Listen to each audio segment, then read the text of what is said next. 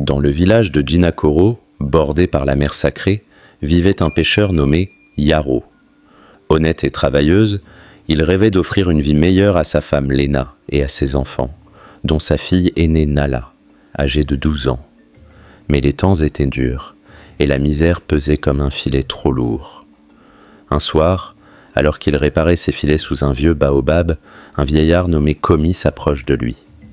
Son visage portait les rides de l'océan et les secrets du monde invisible.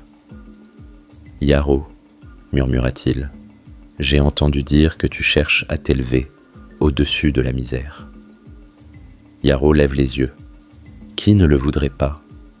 Komi dévoila alors l'existence d'une créature sous-marine. Une sirène aux écailles d'or, capable d'exaucer les vœux, mais dont le prix restait toujours caché jusqu'après le pacte. « Va au rivage à minuit, dit-il, sous la pleine lune. Offre à la mer ton plus beau poisson. Mais souviens-toi, Yaro, chaque richesse a un prix. » Aveuglé par l'ambition, Yaro ne retint que la promesse. Cette nuit-là, sous le ciel d'argent, il jeta un poisson dans la mer. Le silence tomba. Puis l'eau s'ouvre. Une sirène apparut, flottant au-dessus des flots. Sa peau était nacrée, ses cheveux déployés dans les vagues. « Tu m'as appelé, mortel. Je veux la richesse. Et que donneras-tu en retour? Tout ce que tu veux. » Elle toucha son fils de vent. Un vent soufflait glacial. « Ton vœu est exaucé. » Mais l'océan ne prend jamais sans rendre. Le lendemain, un coffre d'or apparut devant sa caisse. Yaro est devenu riche, puissant. Sa case fut remplacée par une maison en bois d'ébène. Mais Lena, sa femme, sentait une ombre planer. Les nuits devinrent lourdes. Yaro entendait une voix appeler son nom depuis la mer. Il apercevait parfois une silhouette perchée sur un rocher. Puis sa fille Nala eut des cauchemars. Elle pleurait en murmurant. « Elle m'appelle, maman. Elle m'appelle. » Une nuit, la sirène est apparue. Le respect transperça Yaro. « Je suis venu réclamer ce qui m'appartient. » Yaro comprit. Sa fille était le prix. Désespoir, colère, terreur. Il décida de fuir avec sa famille vers un vieux marabout, Tchandé, vivant au cœur de la savane. Après un long voyage, Tchandé les reçut.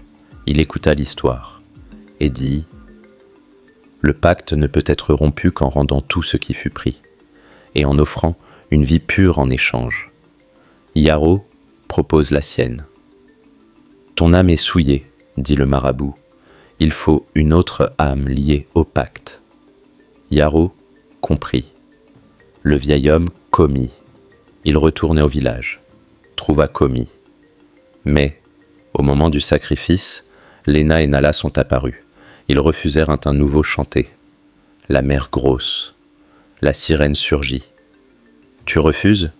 Alors je prendrai plus qu'une vie. » Mais Komi fit un pas. « Prends la mienne. J'ai porté cette faute. » La sirène accepte. Il s'avança, fut englouti dans une lueur bleue.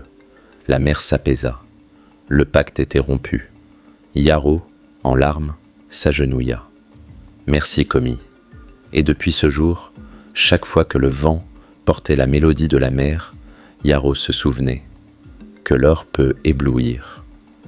Mais l'amour seul donne la vraie richesse. Aïlet.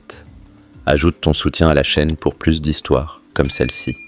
Abonne-toi, partage, et que la sagesse t'accompagne sur les sentiers de la vérité.